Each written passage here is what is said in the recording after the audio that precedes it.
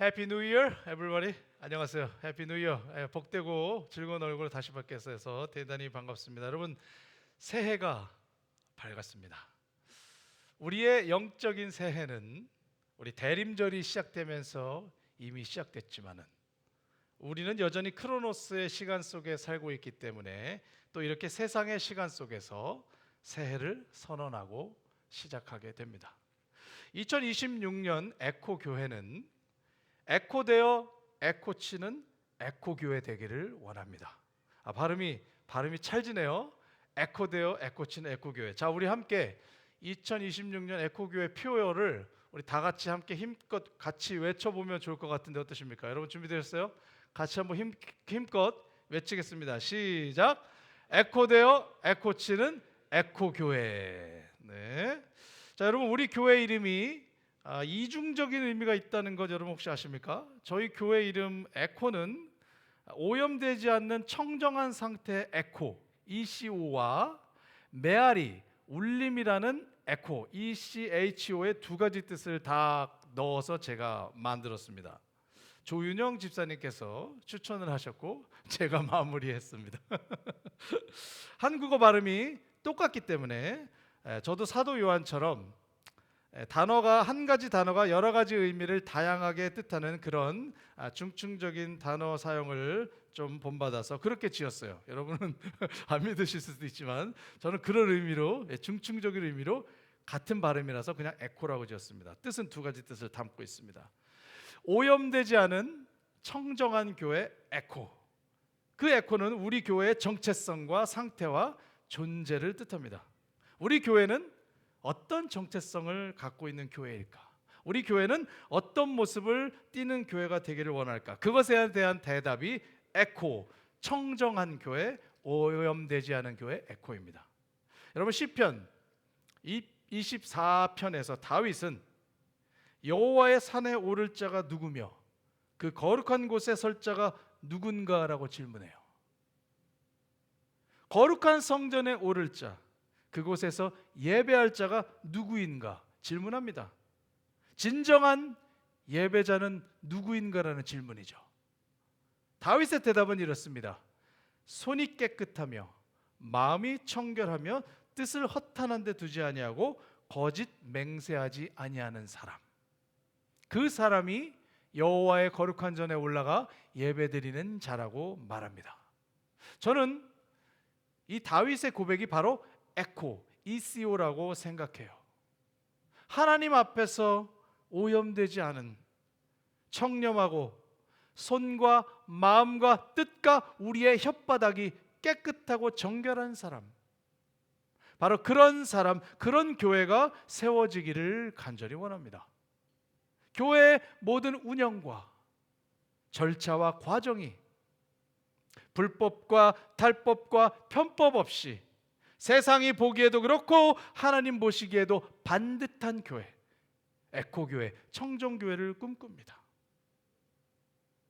여러분, 구약시대 때 하나님께서 성막을 지을 때 하나님이 번제단과 분향단과 이 판결을 담은 흉패들을 만들 때 네모 반듯하게 만들라고 명령하셨어요. 네모 반듯하게 만들어라. 반듯하게 정사각형, 정육각형, 정육면체로 네모 반듯하게 만들어라.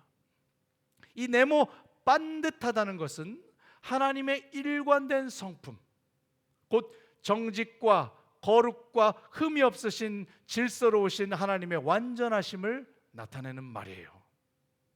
여러분, 마틴 로이드 목사님께서 이 하나님의 네모 반듯하심을 근거로 이렇게 말씀하신 적이 있습니다. 여러분, 교회는 내 마음대로 예배드리고 대충대충 굴러가는 조직이 아닙니다. 네모 반듯하다는 것은 타협 없는 진리를 상징하며 이렇게 하나님께서 규격과 모양을 정하시는 것은 우리가 우리 멋대로 하고 싶은 대로 예배를 드리는 것이 아니라 하나님이 정하신 방식대로 하나님께서 기뻐하시는 방식을 연구하고 찾아서 우리가 그렇게 하나님께 나아가야 합니다. 그렇게 말했어요. 여러분, 세상은 둥글둥글한 사람을 좋아합니다.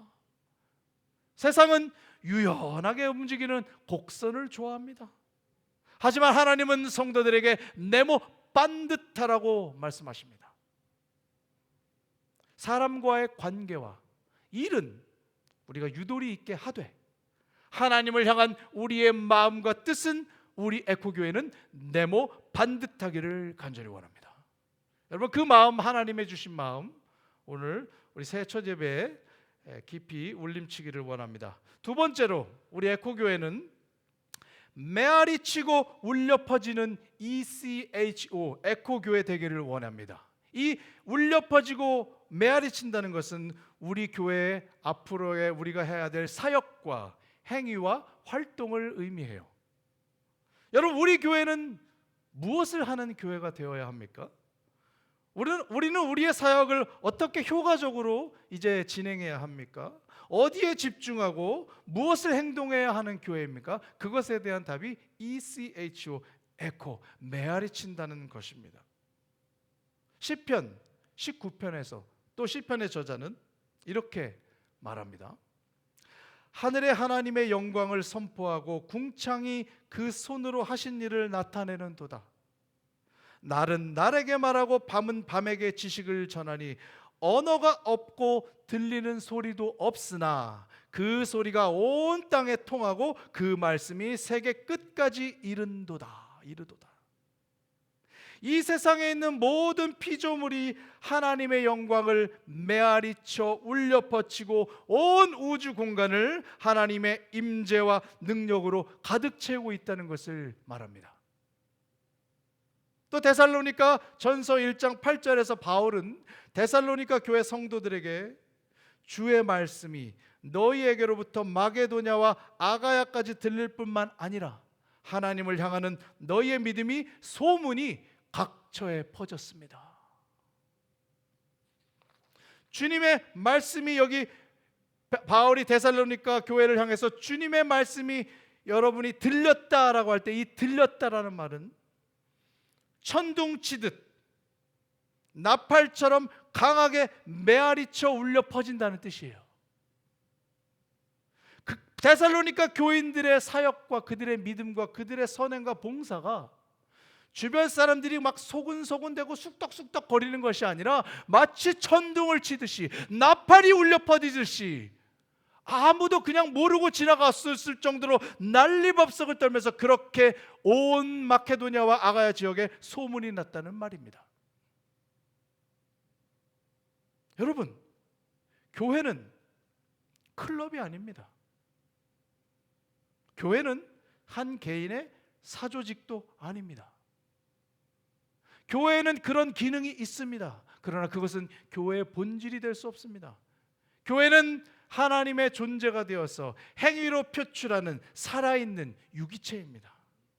교회는 반드시 그리스도를 본받고 그리스도의 인격과 성품이 전이가 되어서 그리스도의 구원과 희생과 섬김의 행동이 우리의 사역으로 표출되어 열매 맺는 생명체가 되어야 합니다. 여러분 믿으십니까? 아멘. 여러분, 친한 사람들끼리 매주 모여서 밥 먹고 얘기하고 일주일에 일상을 나누는 것으로 교회가 유지된다면 굳이 저와 여러분이 여기 모여서 이렇게 북새통을 떨 필요가 있을까요? 우리 교회는 메아리쳐 울려 퍼지는 교회 되기를 원합니다. 하나님의 영광을 온 세상에 데살로니가 교인들처럼 막 떠들어대기를 원합니다. 사람들이 좋아하던 말던 비난하던 만던 그것에 영향받지 말고 우리는 계속 떠들어야 합니다. 시편 기자가 말했습니다. 우주 만물은 언어가 없고 소리가 없으나 그들은 하나님의 영광을 온 천하에 노래한다고 말합니다. 우리 인간에게 입을 주신 것은 하나님의 귓가에 그의 이름과 거룩을 노래하고 외쳐 울려 퍼지도록 사용하라고 주셨다고 저는 믿습니다. 우리 에코교회는 주님을 노래하고 주의 말씀을 떠들어대고 소리치고 외치는 울려 퍼지는 사역의 현장 되는 에코교회 되기를 간절히 원합니다. 2026년 에코되어 에코치는 에코교회를 향해 달려갑니다. 여러분 함께 동참하시기를 원합니다. 오늘 본문에서 바울은 그리스도인의 존재와 행위, 그리스도인의 현재와 미래에 대한 매우 중요하고 명확한 가르침을 전합니다. 먼저 오늘 읽은 이 본문에 대한 구절이 갖고 있는 오해가 많아요. 이 구절을 오해한 사람들이 많습니다. 잘못 이해하고 잘못 전한 내용이 너무나 많습니다. 이 많은 분들이 이 빌립보서 3장 11절에서 14절을 근거로, 특히 바울이 표대를 향해 달려간다고 말했던 그 고백을 근거로 모든 그리스도인들은 죽기 전까지 자신의 구원을 확신할 수 없다고 말했어요. 바울이 내가 이미 얻었거나 온전히 이룬 것이 아니라 계속해서 달려간다고 말했기 때문입니다. 그래서 그 말씀을 바울도 저렇게 말하는 걸 보니 우리 그리스도인들이 자기의 구원을 확신하고 구원받았다고 그렇게 말하고 떠들면 안 된다, 그렇게 이해를 한 겁니다. 소위 말하는 죽어봐야 안다는 신앙이에요. 죽어봐야 한다. 천국에 가는 것은 죽어봐야 아는 것이니 죽기 전까지 아무도 장담할 수 없으므로 그냥 바울처럼 우리도 그 죽는 순간까지 긴장감을 놓지 말고 열심히 살고 열심히 신앙생활하자, 그런 해석이죠. 그런 해석. 또 어떤 분은 바울이 자기의 구원을 확신하긴 했지만은 혹시나 하는 마음에 죽기 전에 정신이 헷갈려서 실수할 수도 있으니, 또는 그 시대에 흉용했던 탄압과 순교의 위기에 혹시나 변질될 수 있을까 봐 자신의 믿음을 굳건히 지키려고 자기의 신앙을 보호하는 차원에서 그렇게 끝까지 표대를 향해 달려가자고 말했다고 해석하는 분도 있습니다.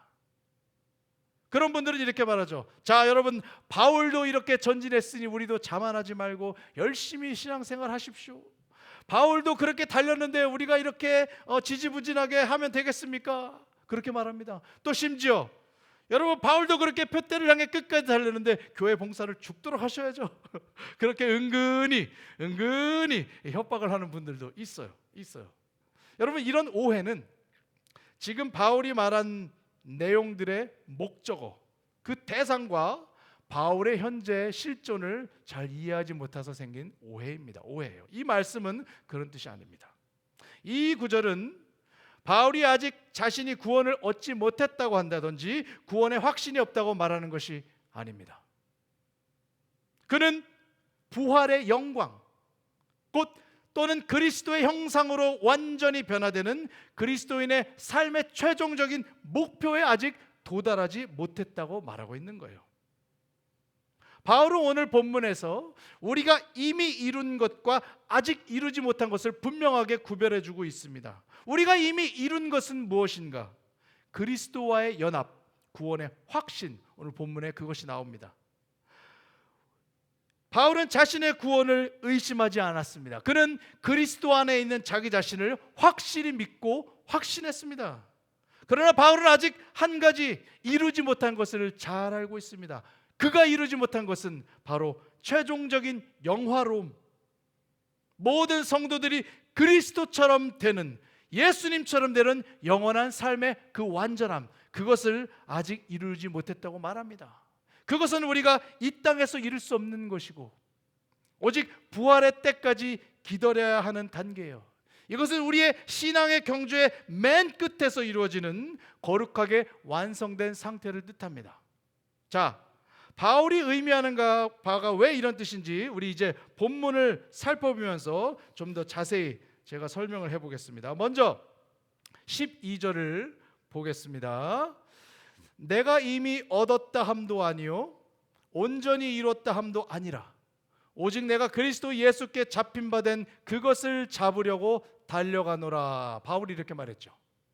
자, 여러분, 12절에서 바울은 자기가 이룬 것과 이루지 못한 것을 분리했습니다. 여러분, 뭘까요? 바울이 이루지 못한 것, 이룬 것, 여러분 눈에 보이세요? 무엇을 이뤘고 무엇을 이루지 못했다고 보이십니까?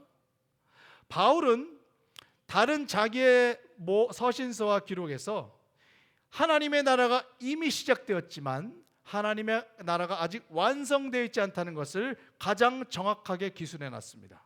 예수님도 그 얘기를 많이 하셨고 제자들도 많이 했지만은 바울이 가장 정확하게 하나님의 나라가 이미 시작되었지만 아직 완성되지 않았다는 것을 가장 명료하게 인간의 언어로 표현해 놨어요.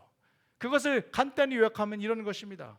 예수님이 오시면서 이 땅에 하나님의 나라, 곧 하나님의 통치와 다스림이 이제 시작되었다. 이미 시작되었다. 그러나 그것이 완성되지 않았습니다. 그것은 언제 완성되느냐?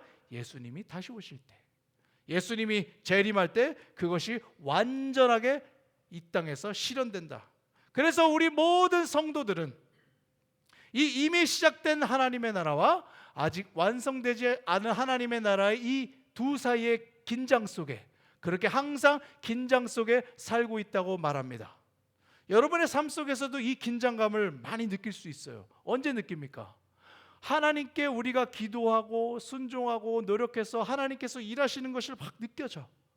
하나님이 나를 통해 사용하시고 역사하시는 것이 느껴져. 그런데 또 한편으로 예상치 못한, 예기치 못한 환난과 고난과 어려움과 불미스러운 일들이 또 막 퉁퉁 터집니다. 어떤 것은 하나님의 계획 속에 있는 것도 있지만 어떤 것은 대적 원수마귀의 공격도 있는 거예요. 사탄도 지금 활동하고 있습니다. 성령도 지금 역사하시지만 어둠의 세력도 동시에 활기를 치고 있습니다. 우는 사자처럼 하나님의 성도들을 짓밟으려고 일하고 있습니다. 그것이 아직 완성되지 않은 하나님의 나라와 이미 시작된 하나님의 나라 속에는 긴장 중에 한 가지 예인 거예요. 여러분, 하나님의 나라가 만약에 완벽히 완성되면 어떤 일이 일어날까요? 이 땅에 악은 사라집니다. 이 땅에 죄는 없어지고 악은 사라지고 오직 하나님의 선만이 완벽하게 통치하는 때가 옵니다. 언제 그 때가 옵니까? 예수님이 이 땅에 다시 오셨을 때. 모든 악과 사탄이 심판을 당하고 하나님의 사람들이 부활하여 이 땅에 하나님의 왕국을 다시 세울 때, 새 하늘과 새 땅이 돌아올 때, 그때 완전하게 하나님의 나라가 이루어집니다. 그것이 성경이 말하는 미래인 거예요. 우리는 그 중간 속에, 그 긴장 속에 살고 있다는 것입니다. 자, 그렇다면 바울이 이 오늘 본문에서 자기가 이미 이뤘다고 말하는 것이 있습니다. 바울은 무엇을 이뤘다고 말할까요? 그리스도 예수께 잡힌 바 된 것. 그리스도 예수께 잡힌 바 된 것. 바울은 자신이 이미 그리스도 예수께 잡혔다고 말해요. 잡혔다. 바울은 다마스쿠스 언덕을 올라가는 그 길에서 예수님을 인격적으로 만나고 중생의 체험을 하고 전 인격적으로 변화됐습니다. 그리고 사도로 태어났죠. 다시. 여러분, 여기 바울이 예수 그리스도께 잡혔다고 말할 때 이 잡혔다는 말은 과거형이고 수동태예요.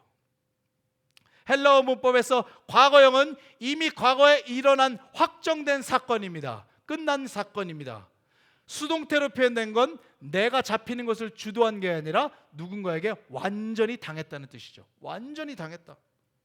또 바울이 잡혔다고 말할 때 이 잡혔다의 원어는 실제 뜻은 체포한다, 납포한다는 뜻입니다. 체포한다, 납포한다.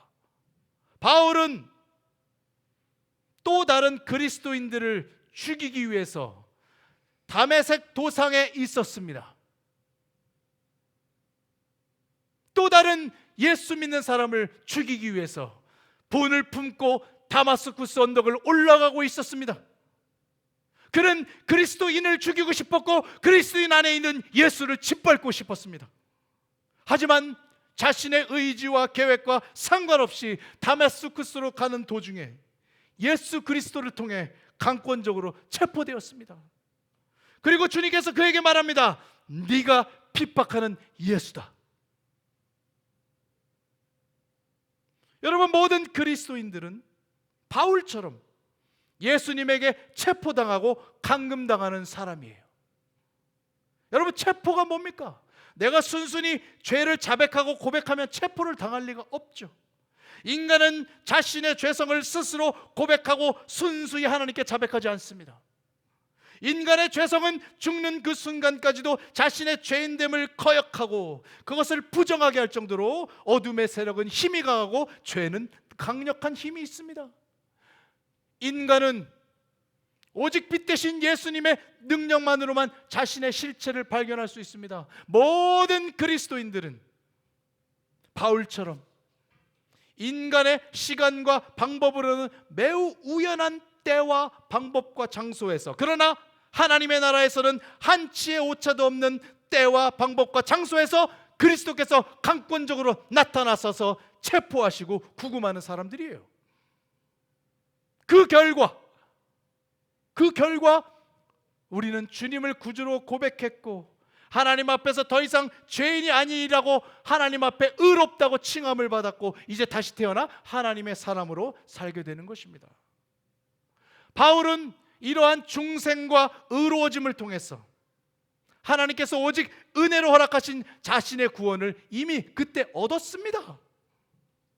사도 바울은 자신의 구원을 단 한 번도 의심하지 않았다고 저는 믿습니다. 하나님께서 자신을 예수 그리스도 안에서 죄 없는 자라고 칭하셨다는 사실을 바울은 의심한 적이 없습니다.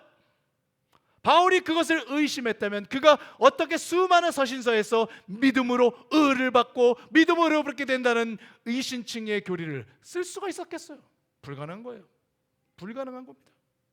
바울은 오늘 빌립보서 3장 11절 14절 말씀을 쓰기 전에 먼저 1장 빌립보서 1장 6절에서 이렇게 썼습니다. 너희 속에 착한 일을 시작하신 이가 그리스도 예수의 날까지 이루실 줄을 우리가 확신하노라. 우리 안에서 구원의 사역을 시작하신 하나님께서 예수님이 다시 이 땅에 오실 때까지 그 일을 완성하실 것을 뭐 한다고요? 확신하노라. 바울이 담대하게 선포합니다. 확신하노라. 확신하노라. 하나님은 성도들이 예배 드리고 교회 다니고 신앙생활 하다가 툭툭 나가 떨어져서 널브러지게 놔두지 않습니다. 하나님의 구원의 사역은 하나님이 시작하셨기 때문에 하나님이 이끄시고 하나님이 완성해 나가는 사역입니다. 바울은 이것을 확신하고 있었습니다. 그가 그런 확신이 없었다면 그가 자신이 예수를 만나기 전에 누려왔던 것, 행해왔던 것, 가져왔던 것, 배워왔던 것 모든 것을 배설물처럼 여긴다고 고백할 수 없습니다. 살인자가 사도가 되었습니다. 그에게 구원의 확신, 변화의 확신이 없었다면 그것은 불가능한 일입니다. 사랑하는 여러분, 불필요한 의심을 하지 마시기 바랍니다. 불필요한 의심. 사도 바울도 인간이니까 의심했을 수도 있지. 자기가 어떻게 알겠어? 여러분 그러지 마십시오. 그러지 마십시오. 하나님이 인간의 삶 속에 역사하시는 구원의 행위는 우리의 죄성과 연약함에도 불구하고 완전하고 실수 없이 진행될 수 있습니다. 여러분 믿으십니까? 믿습니까? 하나님은 완전하시기 때문에 불완전하고 문제 많고 틈 많은 인간 사이에서 활동하실지라도 우리의 부족과 실수까지도 하나님은 다 사용하셔서 하나님의 온전하신 구원의 행위를 이루신다는 것입니다. 우리가 아무리 부족하고 죄가 많고 허물이 많고 문제 많은 사람이었을지라도 완전하신 하나님 앞에 체포당하고 구금당하고 납포되어 바울과 같은 사람이 되면 우리의 그 모든 문제와 죄악들이 하나님의 거룩한 손바닥 아래 완전히 묻혀서 부족한 우리들을 통해서도 하나님이 아름다운 일을 바울처럼 우리에게 이루신다는 말씀입니다. 여러분, 바울은 그런 사람이었습니다. 여러분에게도 그런 확신이, 그런 불신앙이 없는 믿음이 가득 차시기를 성령께서 채워주시기를 믿습니다. 여러분 확신하십시오. 믿으십시오. 바울은 자기의 구원을 확신했습니다. 그는 살인자에서 사도로 변화되었습니다. 그런 확신이 저와 여러분에게 있기를 바랍니다. 자, 오늘 본문에서 바울은 그런데 자기가 이루지 못한 것이 있다고 말합니다. 이루지 못한 것. 무엇을 이루지 못했다고 할까요? 12절 앞부분에 이렇게 써 있습니다. 내가 이미 얻었다 함도 아니요 온전히 이루었다 함도 아니라. 바울은 아직 얻지 못하고 온전히 이루지 못한 것이 있다고 말합니다. 자, 여기에 두 가지가 있습니다. 한국어에는 임이란 말이 한 번 나오지만 실제 원문을 보면 임이가 두 번 나와요. 내가 이미 얻었다함도 아니요 내가 이미 온전히 이루었다함도 아니라, 두 가지입니다. 즉 아직 이루지 못한 것이 두 가지라고 바울은 썼습니다. 아직 얻지 못했습니다. 아직 완전해지지 못했습니다. 두 가지입니다. 그런데 바울이 아직 얻지 못했다는 것과 이루지 못하는 것에 목적어를 써놓지 않았어요. 목적어가 없습니다. 그래서 이 문장은 바울이 쓴 문장 중에 굉장히 해석하기 어려운 문장으로 남게 되었습니다. 하지만 그렇게 어렵지 않습니다. 많은 학자들과 우리 목사님들이 이 바울이 쓴 문장을 앞뒤의 전후 면목을 잘 살펴서 그가 아직 이루지 못한 것, 그가 아직 온전하여지지 못하는 것이 바로 11절에 언급된 부활 혹은 14절에 언급된 상급이라고 이해하고 있습니다. 상급, 구원이 아니라, 구원은 이미 확신했고 이제 구원받은 성도들이 영화로워지는 거룩한 단계를 지나서 마지막에 하나님께서 허락하시는 최종적인 성과, 상급, 부활 또는 상급이라고 그렇게 이해합니다. 바울은 내가 아직 구원받은 자가 나가야서 마지막 단계에 이른 그 부활과 하나님께서 최종적으로 허락하신 그 상급에 아직 이르지 못했다고 말합니다. 하나님의 최종적인 상급은 우리가 그리스도의 인격과 성품이 그대로 전이되어서 마치 그리스도처럼 되는 완전한 관계, 완벽함을 뜻해요. 여러분, 인간이 타락하기 전에 하나님이 인간을 만들 때 어떻게 만드셨을까요? 하나님의 형상과 모양으로 만드셨죠. 죄를 짓기 전에, 타락하기 전에 인간은 이 세상의 피조물 중에서 유일하게 하나님의 형상과 모양이 완벽하게 들어있는 완전한 생명체였습니다. 그러나 타락과 죄로 인해 그것이 소멸되고 무너져 내려갔습니다. 그러나 예수 그리스도를 통해서 새로운 아담이 이 땅에 오심으로 인간의 죄와 문제를 해결하고 그것이 회복되었습니다. 바울이 사도가 되어서 복음을 전하고 수많은 성경 기록을 저작하고 하늘의 3층천까지 보고 왔다고 했으며 죽을 것을 알고도 로마까지 가서 돌진하고 순교하러 갔습니다. 그러나 그가 그 마지막 순간에도 자신은 부활과 영화로운 상태까지 이르지 못했고 그리스도와 온전하게 완벽하게 일치하는 그런 완전함의 단계에 이르지 못하고 있는 자신의 현실, 바로 모든 그리스도인들이 앞으로 이 땅에서 보게 될 자신의 현실을 말하고 있는 거예요. 여러분, 바울이 살던 당시에는 세 가지 큰 문제가 많은 세계관들이 있었어요. 바울을 근심케 하는 세계관들. 첫 번째는 헬레니즘 사상 중에서 이 스토아 학파가 인간은 어떤 외적인 흔들림에도 흔들릴 수 없는 그런 높은 경지에 이르는데 그 자족과 만족의 단계가 있다고 말합니다. 그러나 바울은 인간이 이 세상에서 도달할 수 있는 어떤 열반이나 도의 단계라는 것은 없는 것이며 영적인 세계에서만 이룰 수 있다고, 오직 그리스도와의 완전한 연합으로만 이룰 수 있다고 말하고 있습니다. 둘째로 유대교가 말하는 율법 완전주의. 이들은 율법을 완벽하게 지키면 우리가 하나님 앞에 완전해질 수 있다고 말했습니다. 하지만 율법주의자에서 사도가 된 바울은 하나님 앞에서 인간의 완전함은 율법을 지키는 것으로가 아니라 오직 하나님의 은혜로 의롭다 하시는 하나님의 인정과 칭의로 가능한 것이지 인간의 의지와 공로로 불가능한 것이며, 또한 인간 자체가 스스로 율법을 완전하게 지킬 수 없는 존재이기 때문에 유대주의의 그 논리 자체가 허구라고 폭로했어요. 마지막으로 바울을 가장 근심하게 했던 것, 영지주의자들의 현세적인 종말론이 있었습니다. 영지주의자들은 어떤 특별한 지식을 얻으면 이제 현재 삶 속에서 이미 뛰어넘어 부활의 상태에 도달한다고 믿었습니다. 그래서 그 특별한 지식을 얻으면 이 더럽고 악한 육체의 상태에서 벗어나서 거룩하고 선한 영의 상태에 들어가기 때문에 새로운 몸을 가진 부활의 단계에 이르렀다고 주장했어요. 허무맹랑한 소리죠, 우리가 듣기에는. 그러나 그들이 그렇게 주장했습니다. 그래서 그런 영지주의적인 사상에 영향을 받은 그리스도인들이 하나님의 나라 종말이 이미 임했어, 이제 끝난 거야, 그러므로 나는 다 이룬 거야, 나는 다 이룬 사람입니다, 나는 더 이상의 가르침이나 계시가 필요 없는 사람이라고 우쭐대기 시작했어요. 우리 현재에도 수많은 우리 문제가 있는 이단이나 사이비들이 그런 얘기를 많이 하죠. 더 배울 곳이 없습니다, 계시가 완전하게 교주님을 통해서 왔습니다. 지도자가 막 엄청난 예수님과 같은 사람인 것처럼 막 추앙을 하죠.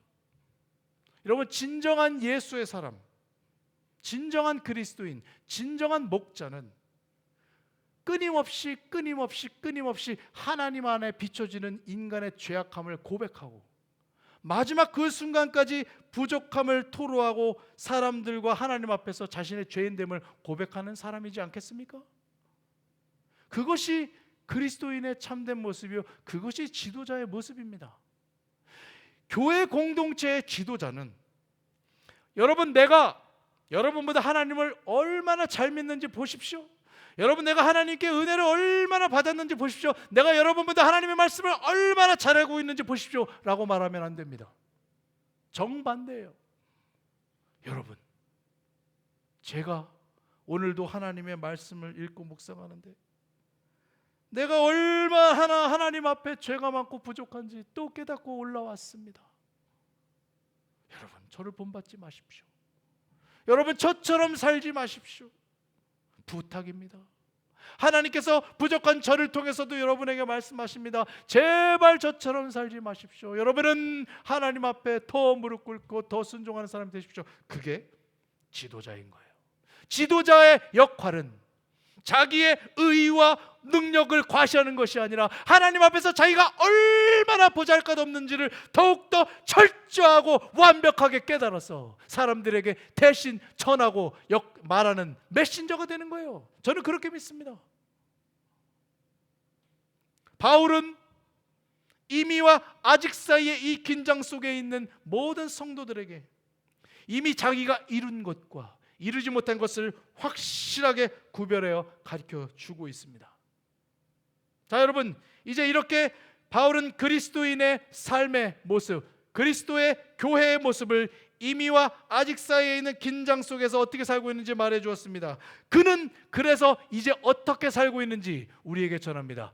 자기는 이제 어떻게 살고 있는지 말합니다. 12절 끝부분에 바울은 이렇게 말합니다. 오직 내가 그리스도 예수께 잡힌 바 된 그것을 잡으려고 달려갑니다. 예수께 잡힌 바 된 그것을 잡으려고 달려갑니다. 바울은 그것을 잡으려 달려간다고 했습니다. 여러분, 예수께 잡힌 바 된 그것이 뭘까요? 그것은 바울을 체포하여 납포하여 하나님의 사도로 만드신 예수님의 목적 그 자체예요. 바울을 향한 인생의 목적, 바울을 향한 사역의 목적, 바울을 향한 소명의 목적, 그것입니다. 하나님은 바울을 창세전부터 택정하여 이방인을 향한 복음의 통로로 세우셨습니다.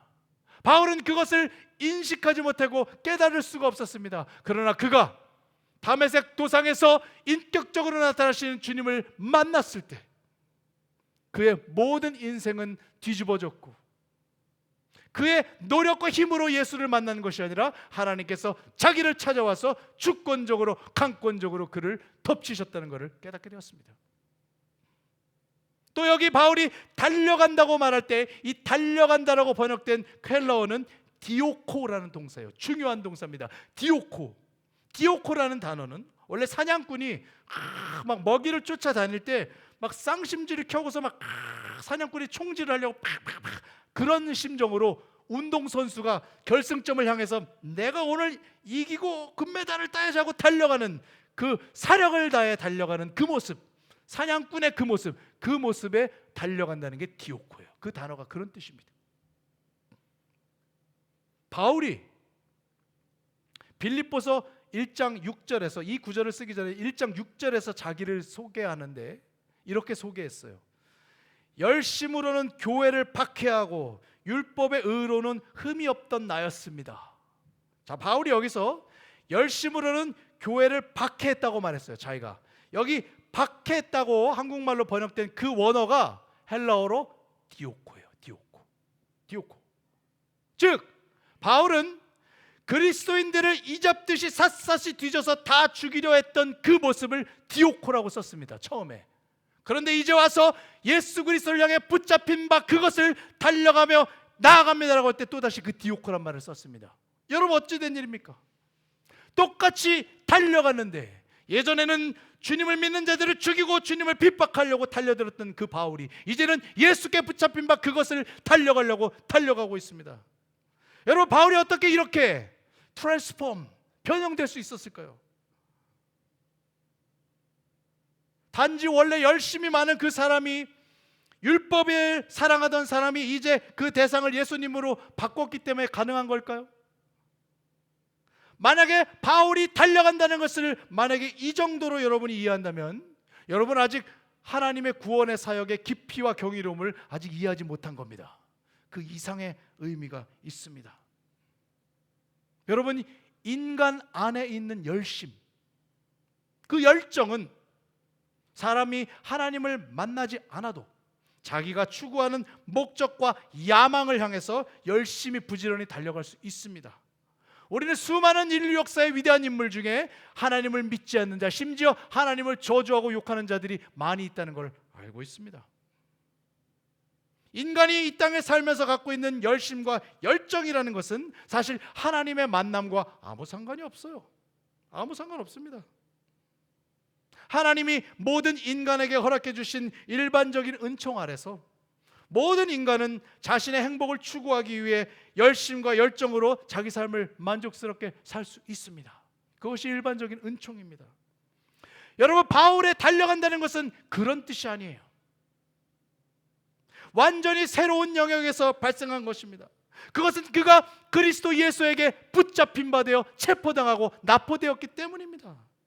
그는 예수님을 죽이러 가다가 오히려 예수님에게 거꾸로 체포되어 전하는 사도가 되었습니다. 그것이 핵심이에요.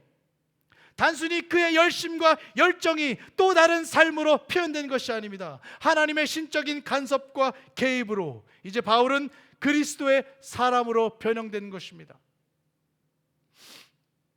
그를 향한 하나님의 부르심과 용서와 은총이 바울 안에 있던 그 열심과 달려감을 부활의 상급과 그리스도와 같은 데는 온전한 상태를 향해 달려가도록 하나님께서 만들어 놓으신 거예요. 바울은 죽음과 저주와 지옥을 향해 달려가고 있었습니다. 브레이크 없는 벤츠처럼 빵 하고 달려가고 있었습니다. 그러나 이제 하나님께서 그에게 주신 목적과 소명을 향해 또다시 띄우고 달려가는 인생으로 전환되었습니다. 바울은 스스로의 열정으로 자기가 스스로 모티베이트해서 달리는 것이 아닙니다.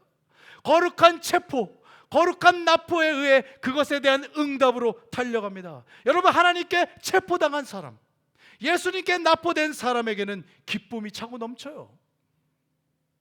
여러분 경찰에게 체포됐다고 좋아하는 사람 보셨습니까? 아이고 하나님께 납포당하는 사람 기쁨이 차고 넘칩니다. 여러분이 예수를 처음 만난 때를 기억해 보십시오. 여러분이 예수를 인격적으로 처음 고백했던 때를 기억해 보십시오. 여러분 슬픔과 눈물과 좌절의 눈물을 흘렸습니까? 아니면 새로운 감격과 새로운 영적인 눈이 떠여지는 하늘의 상급으로 기쁨의 눈물을 흘렸습니까? 기쁨의 눈물을 흘립니다. 하나님께 납포되어 체포되었지만 그것은 영적인 거룩함의 기쁨의 눈물이요, 승리의 눈물이요, 구원의 눈물이요, 영광의 눈물인 것입니다. 세상에서는 내가 노력해서 얻습니다. 그리고 그것을 지키고 더 얻어내려고 달려야 해요. 나를 중심으로 능동적으로 얻었고 수동적으로 달려야 합니다. 그러나 하나님의 나라에서 우리의 구원은 반대로 역사합니다. 내가 아니라 하나님을 중심으로 나를 수동적으로 주께서 구원하셨고 그 결과 나는 능동적으로 기쁨으로 달려갑니다. 이것이 일반인들의 열심과 그리스도인들의 열심과의 차이예요. 저와 여러분은 우리 안에 있는 열심으로 달려가고 있는 것이 아닙니다. 주님께서 나를 구원해 주셨다는 구원과 감격과 확신과 기쁨으로 이제 주님께서 나를 향해 가신 목적을 향해 달려가고 있는 거예요. 우리는 벌 받기 싫어서 하나님 앞에 잘 보이려고 우리의 구원을 좀 잃지 않으려고 복 받으려고 주를 위해 달려가는 것이 아닙니다. 여러분이 그리스도인이라면 확신하십시오. 여러분의 구원은 잃지 않습니다. 여러분은 천국에 안착할 것이며 하나님은 여러분을 완전하게 구원하실 것입니다. 여러분 믿으십시오. 그 은혜에 대한 감격과 확신과 기쁨으로 우리는 바울처럼 달려가는 것입니다. 우리는 반드시 달려가게 되어 있습니다. 주님께서 자신이 체포하여 납포한 사람을 반드시 달리게 합니다. 우리가 아직 완성되지 않았기 때문이에요. 구원받은 것은 이제 시작입니다. 성도의 여정은 중생과 칭의로 시작되어서 이제 예수님처럼 닮아가는 거룩해지는 단계를 향해 밟아갑니다. 그 마지막 단계는 부활이요 영화로운 단계인 것입니다. 주님이 오실 때까지, 우리가 천국에 들어갈 때까지 모든 그리스도인은 이제 바울처럼 표대를 향해 계속해서 달려가야 합니다. 주님이 우리를 달려가게 만듭니다. 달려가지 않는 성도, 달려가지 않는 교회는 죽은 것이에요. 죽은 것입니다. 달려가야 합니다. 달려가야 합니다. 사랑하는 우리 에코교회 여러분, 우리 청정한 에코교회는 임의와 아직 사이의 이 긴장 속에 살고 있는 교회죠. 우리 에코교회는 하나님의 손에 붙들려 납포된, 붙잡힌 사람들인 줄로 믿습니다. 우리는 아직 완전하여지지 못했지만 거룩해지는 과정 속에 있는 불완전한 죄인인 것을 우리도 고백합니다. 그것이 우리의 실체요, 우리의 정체성이요, 우리의 모습입니다. 오염되지 않고 청정한 에코교회는 바로 하나님에 의해서 납포되어 잡힌 바 된 그 구원의 감격과 확신과 기쁨에서, 또한 아직 완성되지 못한 거룩함의 단계 안에 서 있다는 겸손에서 시작되는 교회라고 저는 믿습니다. 여러분, 존재가 행위에 앞섭니다. 우리의 존재가 먼저 청정한 교회로 확립되어서 자연스럽게 우리의 존재를 통해서 아름다운 행위가 시작되고 발현됩니다. 우리의 존재는 바로 청정한 에코교회라고 저는 믿습니다. 메아리치는 교회, 에코교회는 주님께 잡힌 바 되어서 이제 최후의 상급을 향해 달려가는 바울처럼 결승선을 향해 질주하는, 달려가는 교회입니다. 사역하는 교회, 일하는 교회, 행동하는 교회입니다. 여러분, 메아리치는 교회는 하나님에 의해 이렇게 잡혀서 거역할 수 없는 그 은혜에 기쁨으로 응답하고 도저히 가만히 있을 수 없다는 그 뜨거움과 거룩한 부담감으로 사역하는 교회예요. 여러분, 예레미야의 고백을 다시 상기합니다. 예레미야가 고통과 고난 속에서 하나님에게 이렇게 컴플레인했습니다. 다시는 여호와를 선포하지 않고 나는 그의 이름으로 말하지 않겠노라. 말하지 않겠노라. 그러나 그렇게 생각만 하면 나의 마음이 불붙는 것 같아서 골수에 사무치니 답답하여 견딜 수가 없나이다. 그것이 예레미야의 고백이에요. 그것이 저와 에코교회의 심정이 되기를 원합니다. 저와 여러분은 가만히 있으면 엉덩이에 종기가 나고 몸이 근질거려서 견딜 수가 없는 예수의 미친 자들입니다. 주님이 우리를 그렇게 변형시키고 계십니다. 남들이 놀 때 일하고 남들이 쉴 때 기도하고 먹고 마시고 흥청거릴 때 모여 예배하고 찬양하고 교제하기 시작했습니다. 우리는 더 이상 하나님의 나라의 수배자들이 아니라 이제 주님께 납포된 거룩한 성도들입니다. 우리의 사역은 이제 거룩하신 주님 안에 속해 있는 영원한 질주인 것입니다.